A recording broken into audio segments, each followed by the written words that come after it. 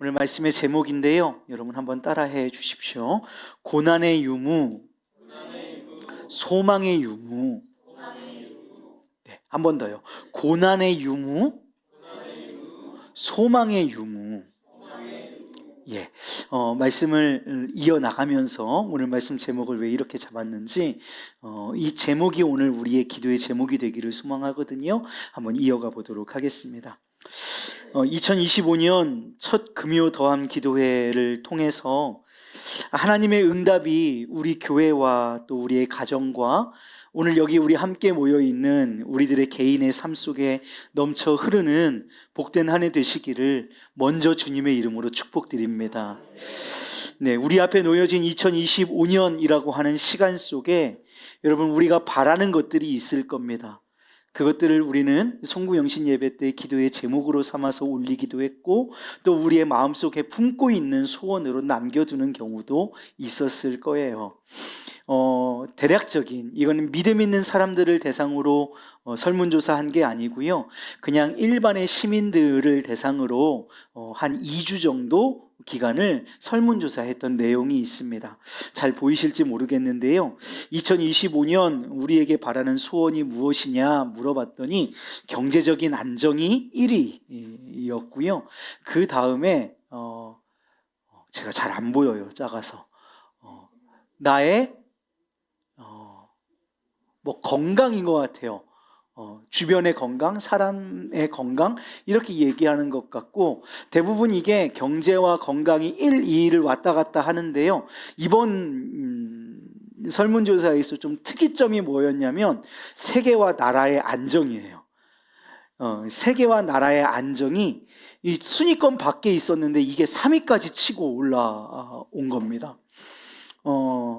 그만큼 우리의 나라의 정세나 세계의 정세가 참 쉽지 않은 연말을 우리가 보내고 새해를 맞았다라는 것을 알 수 있죠. 맞습니다. 그렇게 각자의 소원들이 다 있을 것이고 우리가 2025년 새해에는 이렇게 우리가 소망하는 경제적인 안녕도 우리의 건강도 또 세계와 우리나라의 평화도 임하기를 간절히 원하는 것이 우리의 마음일 겁니다. 여러분 그런데요, 정말 그렇게 우리가 되기를 원하지만 우리가 매해 살아오면서 느꼈듯이 그렇게 우리의 소원대로만 되는 것이 우리의 인생이 아닙니다. 또한 우리의 신앙도 우리의 뜻대로 우리가 원하는 대로 다 이루어지는 것이 우리의 인생에 있어서 진짜 형통이 아니라고 말씀을 하고 계세요. 작년 송구영신 예배 때 우리가 말씀 카드를 기도 카드를 적어서 기도 제목으로 올렸습니다.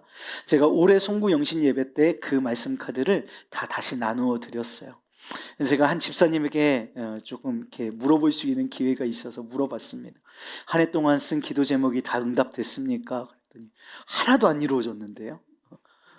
하나도 안 이루어졌대요. 그랬더니 어떻게 그런 일이 있을 수 있습니까? 그랬더니 제가 기도를 안 했거든요. 그렇게 얘기를 하더라고요. 누구라고 말 못해요. 저랑 너무 가까워서. 그런데 집사님이라고만 말씀을 드릴게요. 그래서 알긴 아는구나. 제가 그렇게 얘기를 했는데 우리가 소원하는 대로 다 이루어지기만을 우리는 바라지만 이 세상은 그리고 주님께서 우리에게 허락하신 이 세상의 섭리는 우리가 원하는 대로 다 이루어지지 않는 것이 때로는 이루어 주시기도 하시지만 하나님께서 우리에게 그보다 더 좋고 더 선한 방법으로 우리에게 역사하시는 것이 그분의 방법이지 우리의 소원대로만 이루어지는 것이 하나님이 아니다라는 겁니다. 그래서 제가 여러분에게 비유로 설명드릴 때 가끔 이렇게 설명을 드립니다.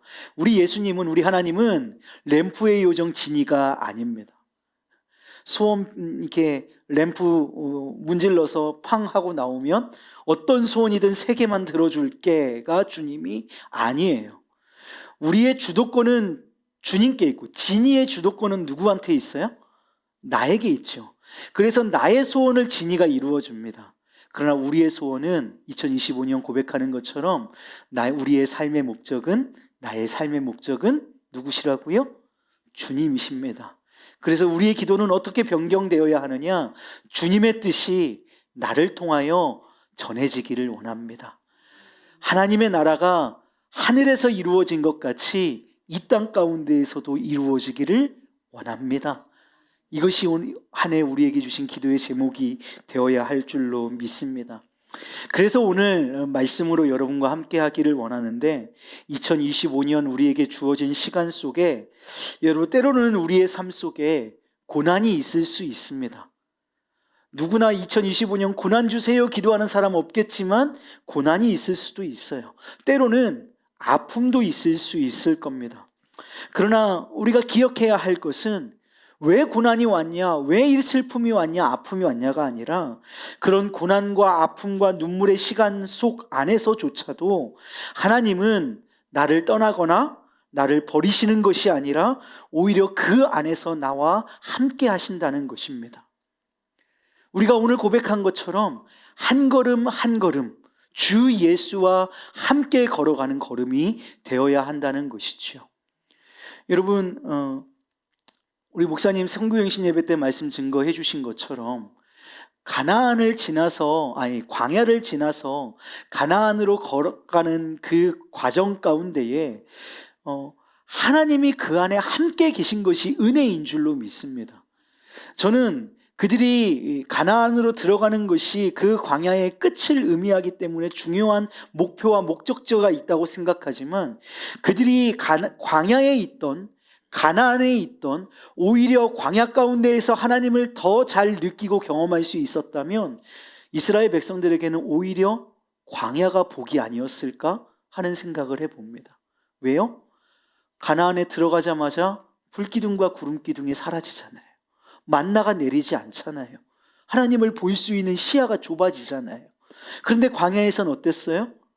불기둥과 구름기둥이 항상 우리를 보고 있고, 또 아침마다 내리는 만나와 원할 때 우리에게 허락해 주시는 메추라기로 우리를 먹이시는 하나님의 은혜를 늘 되새김질하면서 하나님과 동행할 수 있다는 은혜가 오히려 광야가 더 복은 아니었을까 하는 생각들을 해보게 된단 말입니다. 여러분, 기억하셔야 돼요. 무엇이냐면 우리 하나님은 절대로 고난을 통해 사랑하는 자와 버린 자를 이렇게 구분짓지 않으신다는 거예요. 그러니까 고난받은 자는 하나님이 버리신 자고, 또 복받은 자는 이렇게 기도 응답을 누리는 사람은 하나님이 사랑하시는 자고, 이렇게 나누시지 않는다는 말이에요. 고난을 겪은 사람은 하나님이 미워하고 버리신 자가, 고난이 없고 형통한 사람은 하나님이 사랑하는 자, 이렇게 이분법적으로 나누어지지 않는다라는 것입니다. 절대로 그렇지 않습니다. 하나님은 형통과 평탄함, 또 부요와 축복만으로 사랑을 표현하시지 않습니다. 아픔과 어려움 중에도 함께하며 도우시고, 고통 중에 위로와 소망을 주셔서 우리를 향한 사랑을 또한 드러내시는 분이 우리 하나님이라는 사실을 믿으시기를 주님의 이름으로 축복합니다.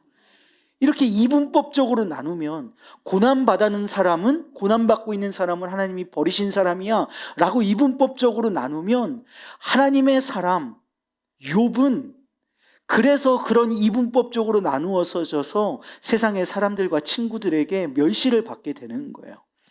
최근에 우리나라에 참 아픈 일들이 참 많습니다. 그런데 이건 제가, 이분은 목사님이라고 좀 인정하지 않는 분인데, 연설하면서 나와가지고는 그건 하나님이 허락하신 일이다 라고 하면서 막 그들은 저주받은 사람인 것처럼 얘기하는 분이 계세요. 여러분, 그 사고를 당한 게 하나님이 그들을 저주하셔서 그런 게 아니라, 여러분, 그래서 그들은 그런 고통을 당하고 있으니까 하나님이 버리신 자야, 이렇게 얘기할 수 있는 세상이 아니라는 말이에요. 알 수 없지만, 그 하나님의 더 크고 놀라우신 뜻을 우리는 알 수 없지만, 지금 당장은 그들을 위해 애곡하고 애통하며 그들의 마음을 이해하려고 노력하고 그들을 위해서 눈물을 흘려 기도해야 하는 것이 우리의 자세인 것이죠. 그런 참사들이 일어날 때마다 우리 안에 일어나는 그런 갈등의 구조들을 잠재우고 하나님의 뜻을 묻고 겸손하게 서로를 위하여서 애곡하고 애통할 수 있는 우리 우왕중앙교회 성도님들 되시기를 바랍니다. 그렇게 이분법적으로 나눌 수 없는 세상이고, 그래서 때로는 하나님이 버리신 것만 같은 고통의 현장 가운데 있을 때라도 주님은 그 가운데 오셔서 위로하시고, 그 가운데 함께 하셔서 힘주시고, 그 가운데에서 다시 일으키실 수 있도록 우리에게 능력 주시는 분이 우리 하나님이신 줄로 믿으시기를 주님의 이름으로 축복해요. 그래서 오늘 말씀의 제목처럼 우리가 하나님께 사랑받고 있느냐 사랑받지 않고 있느냐를 분별하는 기준은 무엇이냐면 고난의 유무가 아니에요. 우리에게 고난이 있느냐 고난이 없느냐가 하나님이 나를 사랑하시느냐 사랑하시지 않느냐의 기준이 되지 않는다는 것입니다. 어느 누구에게도 고난은 있을 수 있고 어느 누구에게도 아픔과 눈물은 있을 수 있죠. 그러나 그 가운데에서 우리가 하나님의 사랑을 받고 있느냐 받지 않고 있느냐의 기준점은 무엇이냐면 하나님으로 말미암는 말씀의 소망이 우리 가운데 있느냐 없느냐가 기준점인 줄로 믿습니다. 제가 우리 청년들에게 또는 학생들에게 하나님의 섭리에 대해서 설명하면서 이렇게 얘기합니다. 지금 밖에 지금도 눈 오나요? 말씀 전에 눈 와가지고 우리 성도님들 많이 못 오시면 어떡하나 이런 걱정들을 조금 했는데 눈이 와요. 눈이 옵니다.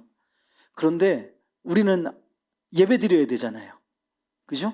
그래서 교회에만 눈이 안 와. 이런 일은 없습니다. 세상에 눈이 오면 우리 교회도 건물도 눈 맞는 거예요.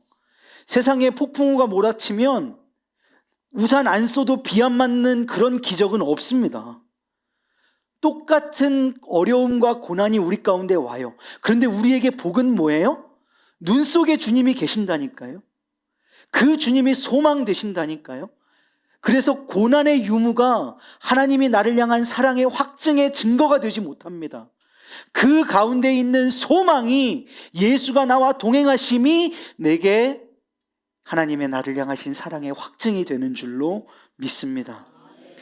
여러분, 그래서 많은 사람이 고난과 아픔을 겪을 때 하나님이 나를 버리고 떠나셨다라고 생각하면서 하나님께 섭섭함을 느끼기도 하지요. 여러분, 그런데요, 그건 마귀가 주는 생각이라고 오늘 성경 말씀하시고 계시거든요. 예레미야 29장 11절 말씀 우리 한번 다 같이 읽어보겠습니다. 시작. 여호와의 말씀이니라. 너희를 향한 나의 생각을 내가 아나니 평안이요 재앙이 아니니라. 너희에게 미래와 희망을 주는 것이니라. 아멘. 뭘 주신다고요? 미래와 희망을 주는 것이니라. 주님으로 말미암는 미래와 희망이 또 평안이 저와 여러분에게 넘치기를 간절히 소망합니다. 우리를 향하신 우리 아버지 하나님의 생각이 재앙이 아니시래요. 그 재앙이 아니라 우리에게 평안을 주시고 우리와 소망과 미래와 희망을 주시는 것이 아버지 하나님의 뜻이라고 말씀하고 계십니다. 그래서요, 여러분, 우리에게 닥치는 고난이 있을 거예요. 2025년 우리 요왕중앙교회는 고난이 없을지어다 이렇게 선포하고 싶지만 여러분, 허망한 선포가 될 수 있어요. 고난이 때로는 다가올 수 있습니다. 그러나 그 가운데에서 우리가 기억해야 할 것은 고난 그 자체의 아픔이 아니라 그 안에 있는 하나님의 뜻이에요. 하나님의 뜻이 뭐라고요? 이 고난을 통해서 너를 망하게 하겠어가 아니란 말이에요. 재앙이 아니란 말이에요. 이 고난을 통해서 오히려 우리에게 주시고자 하는 것이 무엇이냐? 평안이란 말이죠. 희망이란 말이죠. 미래란 말입니다.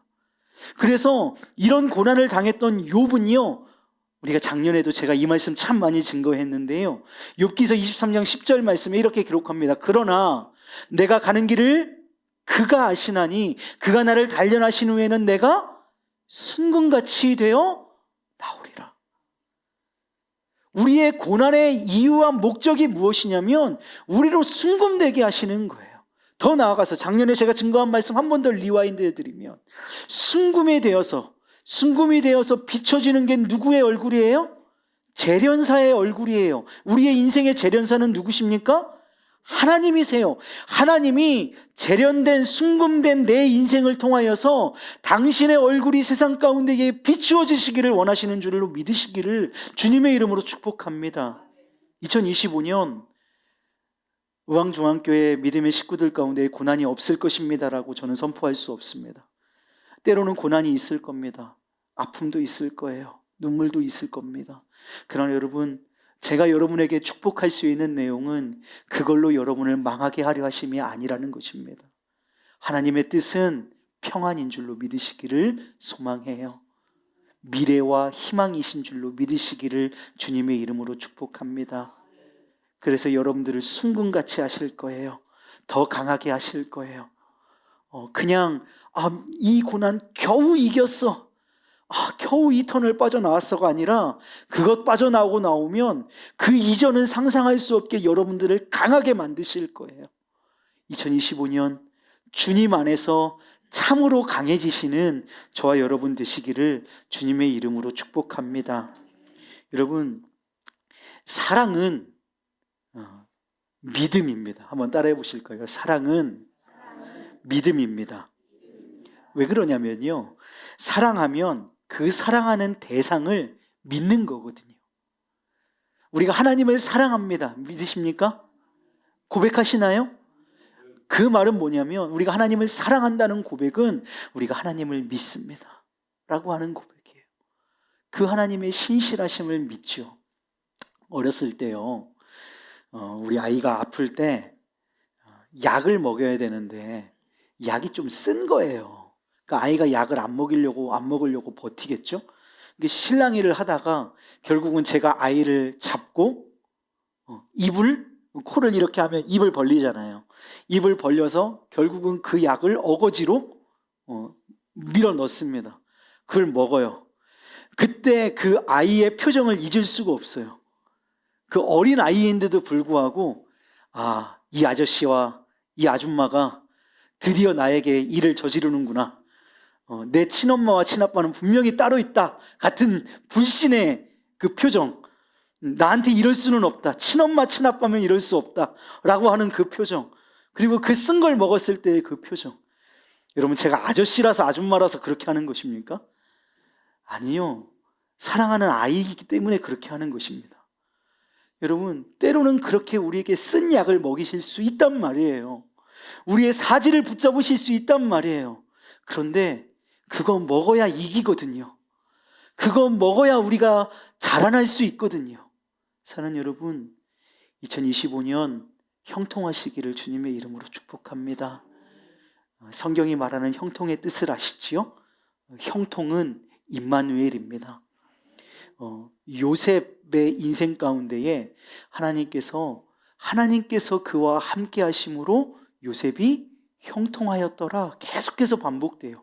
그래서 형통의 뜻은 무엇이냐면 함께 하심이에요. 여러분, 2025년 형통하십시오. 어떤 상황과 형편이 아니라, 그래서 고난의 유무가 우리의 삶의 실패와 성공을 가름짓는 잣대가 될 것이 아니라 그 안에 우리가 주님과 얼마나 임마누엘 하였는가가 우리의 삶의 성공과 실패를 가로지르는 잣대가 되는 우리 의왕중앙교회 성도님, 특별히 오늘 이 저녁에 우리 함께 기도하기 위해 모인 우리 성도님들 모두 되시기를 주님의 이름으로 축복합니다.